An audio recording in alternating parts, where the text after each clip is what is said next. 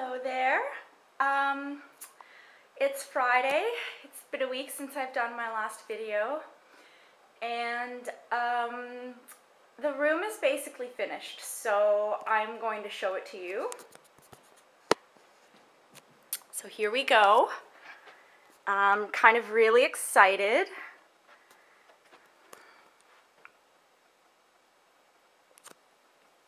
I should turn the light on. So we moved this Shea Lounge upstairs, and we've moved the desk, hung some pictures, and the thing that I am most proud of, what? I hung my shelves by myself. Look at that. Hold on, I'm gonna pan out. So there we go. It's a totally different space. Even the closet is not, it's not a closet of shame. It's a closet of, yes, boxes and whatnot, but organization. Yes, that is a pile of bones. Maybe I'll do a video about me and bones because I seem to attract them all the time. I seem to find them. So just let me get set up right here. And yeah, gosh, there's a lot that's gone on in the last week. Oh, what's gone on? So my room, our room, kind of really excited about it. And on Wednesday, I took it upon myself to install some shelves, which is kind of scary. When I called my husband at work and asked him where the drill bits were, he kind of had a panic. Wanted to know exactly what I was doing and if I knew what I was doing. And to be honest, I kind of did and I kind of didn't.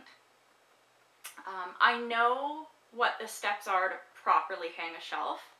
I've never taken them. I've always just put a little nail in the wall and then hung something, and it's not always turned out the greatest. So on Wednesday, I knew that there was going to be one of two outcomes.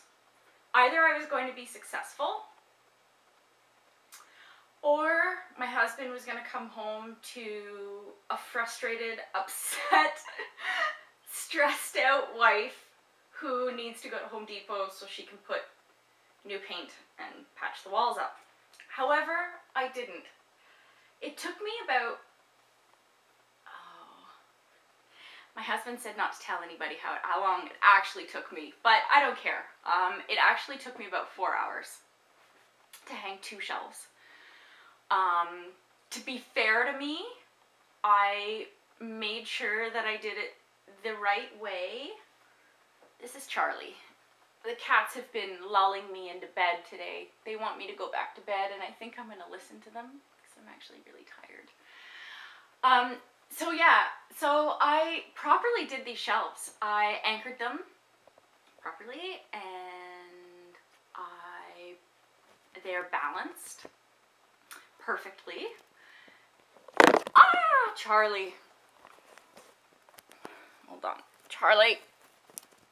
Look at this wanker. The most adorable wanker ever. I'm actually going to probably have to put him outside because he's a kitten still and he just doesn't ever behave. Give some YouTube love. Yeah. Good boy. Oh, cutie. Come on. It's a good boy. We'll snuggle.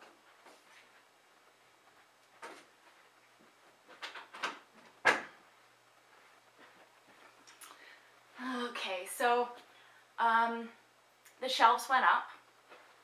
To be fair to me, the first shelf did take me 3.5 hours, but it was done perfectly. And the second shelf actually only took me a half hour.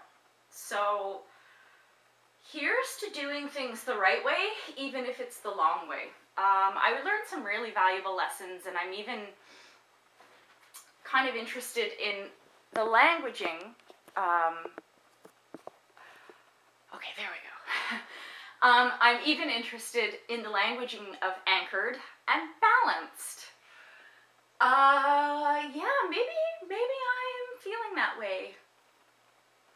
A little bit more so. And that's feeling pretty good. I'm really proud of that. I'm really hoping that other people are starting to maybe feel that way about themselves. Wow, where do I go? Okay, well, here's something that never happens to me. I slept 12 hours last night. And I actually went to bed, checked the clock. I guess I was climbing into bed at 11:11 last night. And yeah, I woke up at 11:22. I slept 12 hours, and I guess my body really needed it. So I actually am in my long johns. I tried to start getting ready today to be productive, and I'm just not there. I'm feeling really tired. I'm just going simple today. I'm not taking in any heavy foods. I'm drinking water and having vega and eating fruit. I might make myself a cup of tea and go back to bed. The cats have been lulling me, and sometimes I feel like animals, we need to listen to our animals. They are so sensitive that they might know things about us or feel things, sense things within our own systems that we don't necessarily recognize or maybe ignore. And they've all been super snuggly, and so I actually think when this is done, I'm gonna give myself permission. I've got this book. I just started reading it yesterday, actually. It's Jim Mars's new book called Our Occulted History. Ooh. It's actually really good, and I love Jim Mars. There's certain authors that just really resonate with me, and I don't know, whenever I read a Jim Mars book, I can always hear his southern drawl, and yeah, just resonate with that. So, moving on, I've actually gotten a lot of private messages wanting to know what WhiteCatShaper is, or who, or what it means. And WhiteCatShaper is my native name. I guess, maybe 8 years ago. I was doing a lot of native circles with a shaman,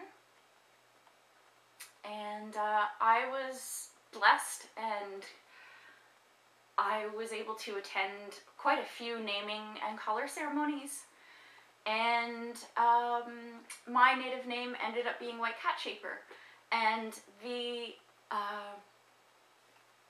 vision that I was told, what happens is, the way it was explained to me is that when a shaman gives you your native name, he's actually going, he's tapping into your DNA, and where your soul, or star rather, familial ties are. And for me, I've always loved cats. I've always had cats. I think I was only very young when I drove my parents nuts to have a cat. And I think when I was a little girl, this is kind of embarrassing to admit, but when I was a little girl, I actually used to tell people that I was turning into a cat. and not because I was lying or trying to make something up, but I guess I honestly felt that I was turning into a cat. So the vision that my shaman had described to me is that every time he went to go name me, a different feline would show up. So if a lynx would show up, and then he would, wanted to go in and say, oh, you're white lynx or brown lynx, but then it would shapeshift into a lion, a white lion. And then it would shapeshift into a tiger, and then it would shapeshift into a panther. And so they were all white and black. And so he called me WhiteCatShaper. So I know I've got a lot of feline tendencies. And I know that I'm really in tune with the feline energy. Meow. So, yeah, and my colors are black and white. So that's what that means. I've been very proud of my native name, but I haven't shared it. So I guess this is part of me owning my truth. And, yeah, what else?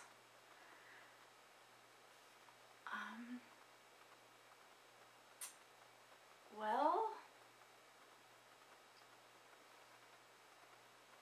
today I'm being kind to myself. I actually spoke to my husband earlier, and I asked him if he could bring something home. I'm just honoring the fact that it's been a go, go, go week. And yeah, look at long johns, big comfy socks, moccasins. I'm gonna take my Jim Mars book and climb back into bed and bliss out. I might do a meditation. So, I know what I want to talk about. So I was Mercury retrograded this week. I'd love to hear any stories anyone else has about Mercury retrograde, but God, the best laid plans, So I guess it was Tuesday. I was being a domestic goddess in the kitchen. Oh my gosh, just a beautiful, beautiful hawk. Huge hawk just flew by the window. Good medicine. So I bought this beautiful organic chicken, and I made this awesome gluten-free stuffing, and I stuffed the chicken, and I had Brussels sprouts and onions and, oh my gosh, another one. Wow. Little potatoes and lovely organic things, veggies, and red cabbage, which I was experimenting with. And I baked these cookies, chocolate chip cookies, organic, gluten-free. And God, I had everything under control. And then my dinner just died. The chicken actually turned out great, but I had done it like in a Dutch oven. And I put the chicken in, and then I threw all the veggies in around it, and just put a little bit of water and seasoning, some herbs and stuff in there. And I just didn't think that putting in red cabbage would make all my other veggies this odd color purple. And I don't know if you've seen red cabbage, I guess, oxidized, but it goes from this weird purple color to a green. So I actually had this disgusting looking gravy, and I thought I had everything under control, and then my cookies were completely burnt. And the dinner still turned out okay, but it was just one of those, like, just nothing it was so well organized and planned out, and nothing. So I'm actually going to cut this video off and then keep going. Give me 1 second.